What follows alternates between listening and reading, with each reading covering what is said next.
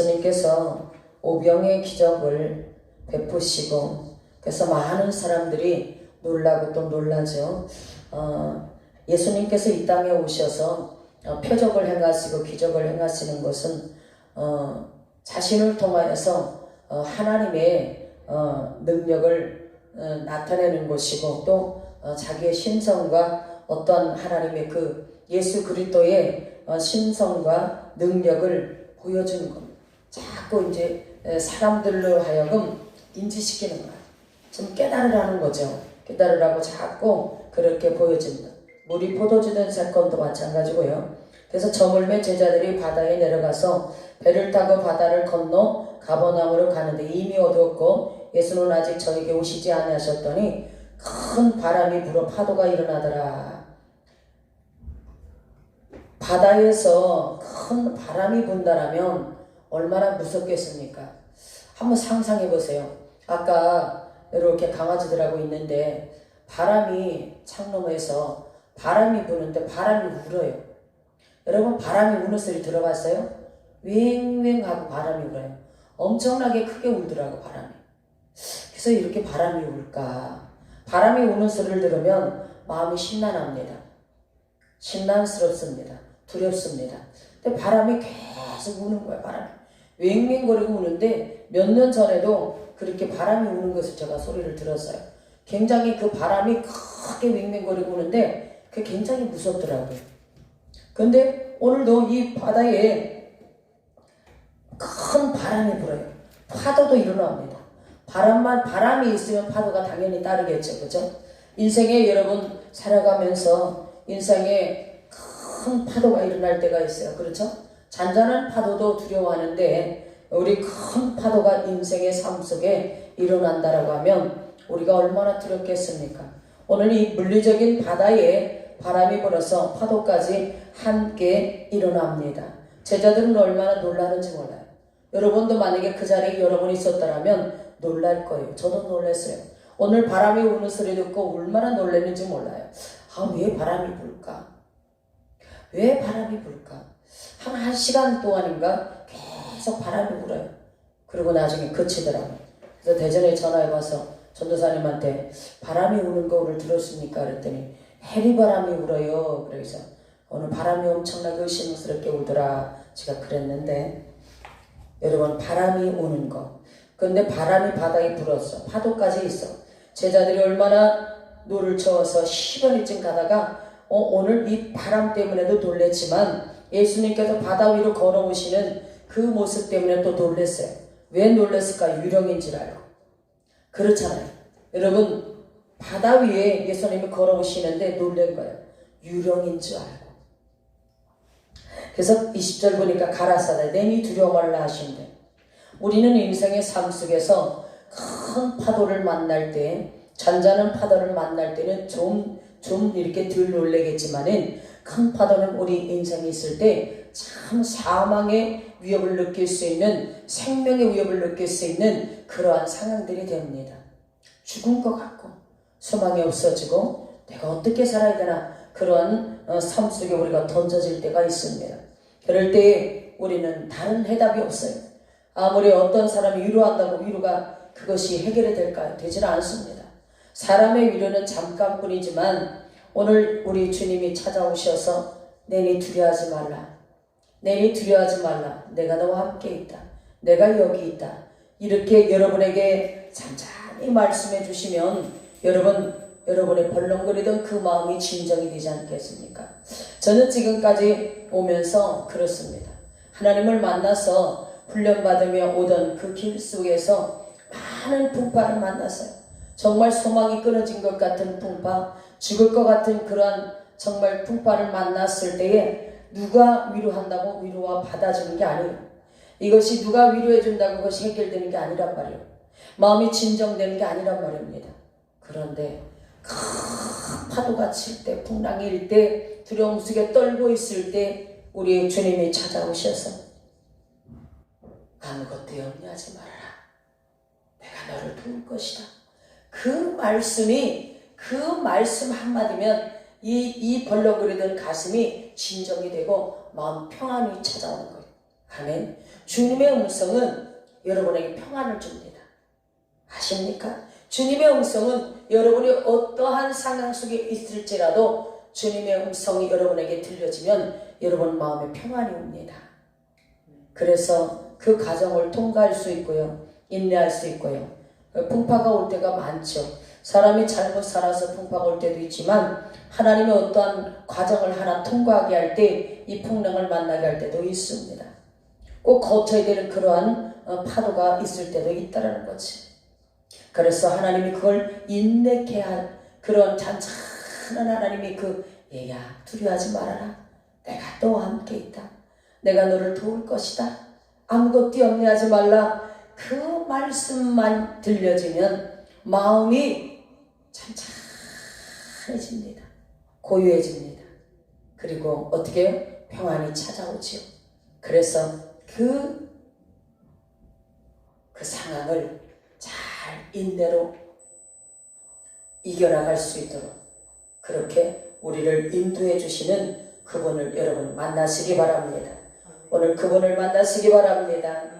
자, 21절 보니까 이에 기뻐서 배로 영접하니 배는 곧 저희의 가려던 땅에 이르렀더라. 그래서 22절 보니까 이튿날 바다 건너편에 섰는 무리가 배 한 척밖에 다른 배가 거기 없는 것과 또 어제 예수께서 제자들과 함께 그 배에 오르지 아니하시고 제자들만 가는 것을 보았더니 그러나 디베라에서 배들이 주위에 축사하신 후 여럿이 떡 먹던 그곳에 가까이 왔더라. 무리가 거기 예수도 없으시고 제자들도 없음을 보고 곧 배들을 타고 예수를 찾으러 가버나움으로 가서 바다 건너편에서 만나 라비오 어느 때 여기 오셨나이까니.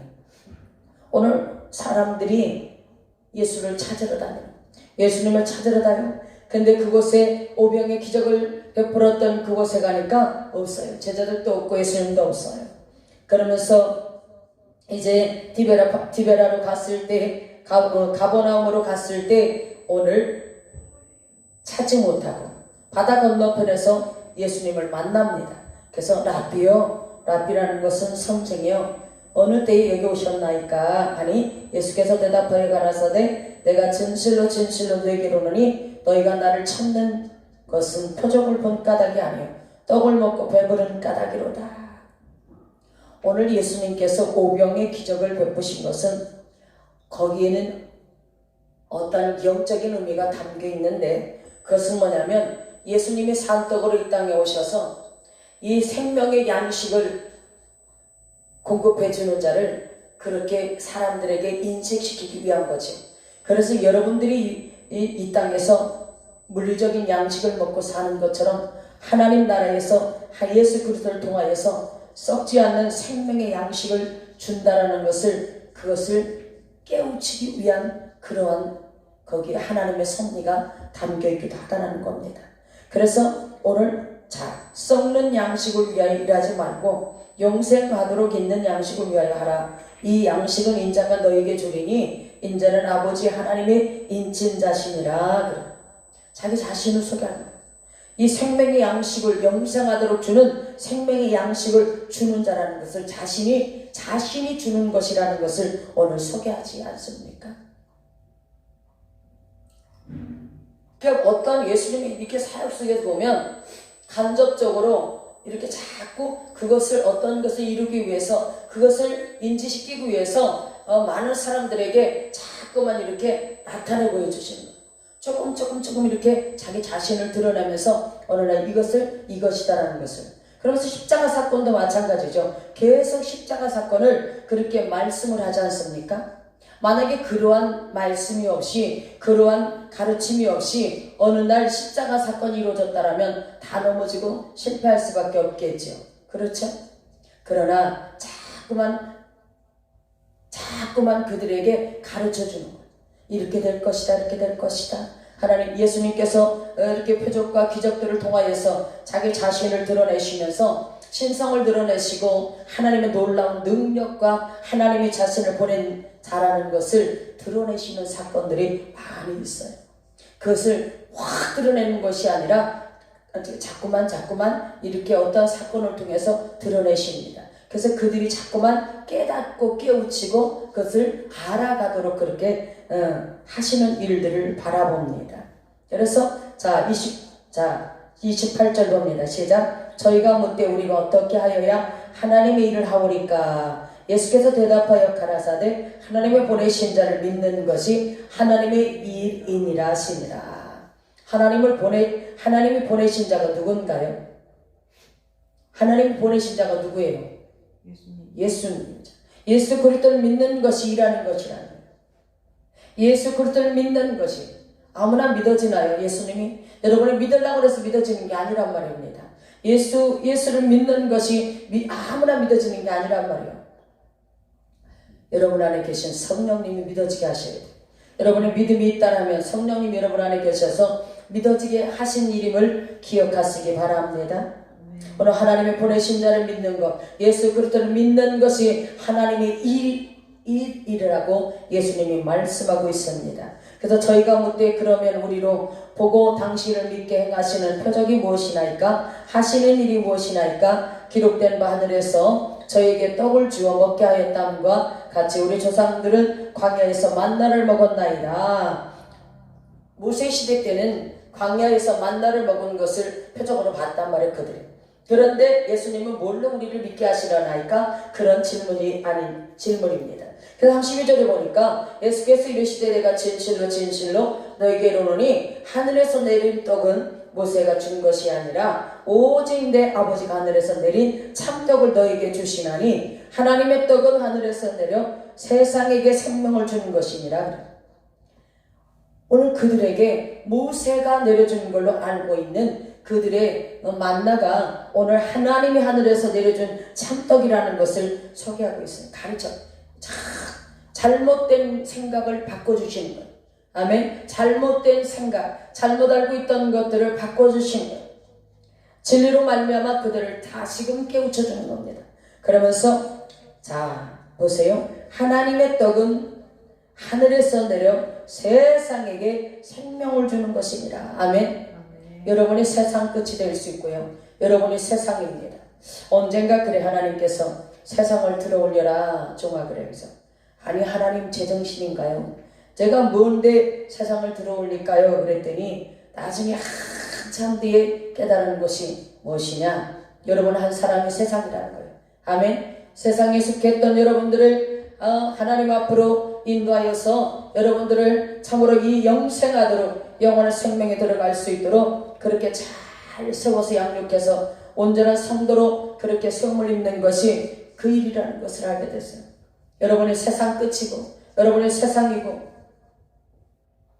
세상은 이 세상 물리적인 세상 또 여러분이 세상은 저 물리적인 세상이지만 여러분이 자신이 세상일 수 있다는 것을 기억하시기 바랍니다. 오늘 그렇습니다. 자, 이 세상에게 생명을 주는 것이라. 아멘. 이 세상에게 생명을 주는 것이라.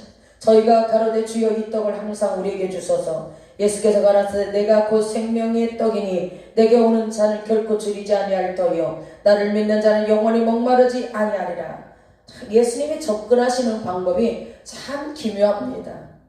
자, 떡에 대해서 관해서 어떻게 오병의 기적을 통해서 역사를 이루시면서 자꾸만 떡에 대해서 하나님의 주시는 생명의 떡에 대해서 계속 이렇게 대화를 이끌어 갑니다. 그들을 이해시키기 위해서 그들이 믿어지게 하기 위해서 그렇게 대화를 이끌어가는 것을 볼 수가 있습니다. 그러면서 이제 오늘 이들이 뭡니까? 자 33절에서 하나님의 떡은 하늘에서 내려 세상에게 생명을 주는 것이라 이렇게 예수님이 말씀하니까 저들이 어떻게 합니까? 34절 시작. 저희가 가로되 주여 이 떡을 항상 우리에게 주소서.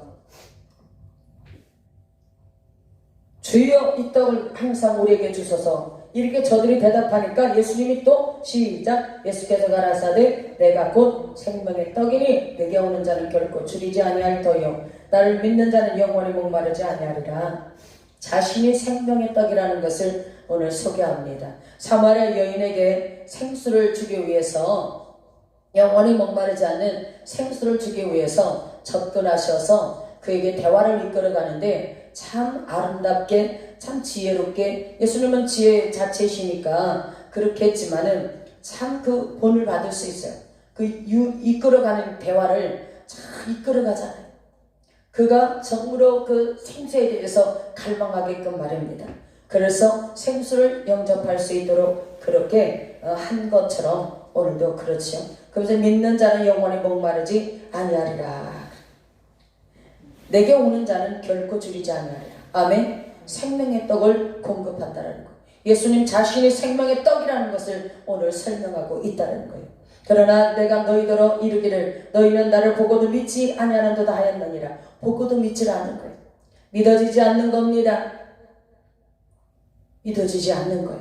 그러나 자 37절 시작. 아버지께서 내게 주시는 자는 다 내게로 올 것이요 내게 오는 자는 내가 결코 내어 쫓지 아니하리라. 내가 하늘로서 내려온 것은 내 뜻을 행하려 함이 아니요 나를 보내신 이의 뜻을 행하려 함이니라. 나를 보내신 이의 뜻은 내게 주신 자 중에 내가 하나라도 잃어버리지 아니하고 마지막 날에 다시 살리는 이것이니라. 아멘. 예수님이 자신이 이곳에 온 것은 이무대로 온 것이 아니라 아버지의 뜻을 행하려고 오셨다는 거죠. 근데 아버지의 뜻은 뭐냐? 나를 보내신 이의 뜻을 행하려 함인데 나를 보내신 이의 뜻은 뭐냐? 내게 주신 자 중에 내가 하나라도 잃어버리지 아니하고 마지막 날에 다시 살리는 이것이라. 아멘. 여러분들을 하나님께서 여러분의 손잡아서 예수님에게 여러분을 맡겼단 말입니다. 여러분의 영혼을 맡겼어요. 아멘. 그래서 여러분을 끝까지 책임진다고 예수님 말씀하고 있어요.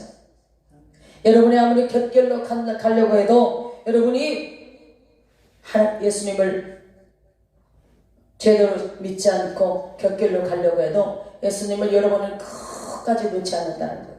여러분을 끝까지 놓지 않고 마지막 날에 부활에 다시 살리는 놀라운 축복의 삶을 여러분에게 허락하신다는 약속이란 말이 계신 40절 봅니다. 시작. 내 아버지의 뜻은 아들을 보고 믿는 자마다 영생을 얻는 이것이니 마지막 날에 내가 이를 다시 살리리라 하시니라. 아멘. 내 아버지의 뜻은 아들을 보고 믿는 자마다 영생을 얻는 이것이니 마지막 날에 내가 이를 다시 살리리라 하시니라.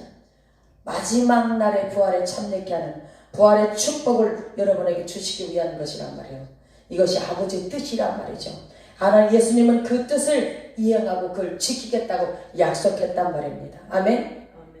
우리가 얼마나 귀한 은혜를 받고 살아가는가, 귀한 축복을 받고 살아가는가.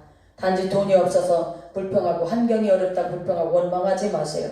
오늘 이렇게 아름다운 축복, 귀한 축복을 여러분이 약속을 받고 있단 말입니다. 아멘. 가룟 유다처럼 예수를 부인하지 않는다면, 가룟 유다처럼 예수를 배도하지 않는다면 여러분 이 말씀은 반드시 지켜질 것입니다. 우리 예수님의 약속입니다. 그분의 약속은 다 지켜집니다. 하나라도 지켜지지 않는 것이 없다는 것입니다.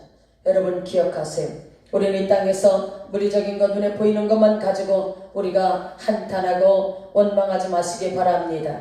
여러분 이 약속을 받은 자들입니다. 이 약속을 여러분에게 허락하셨습니다.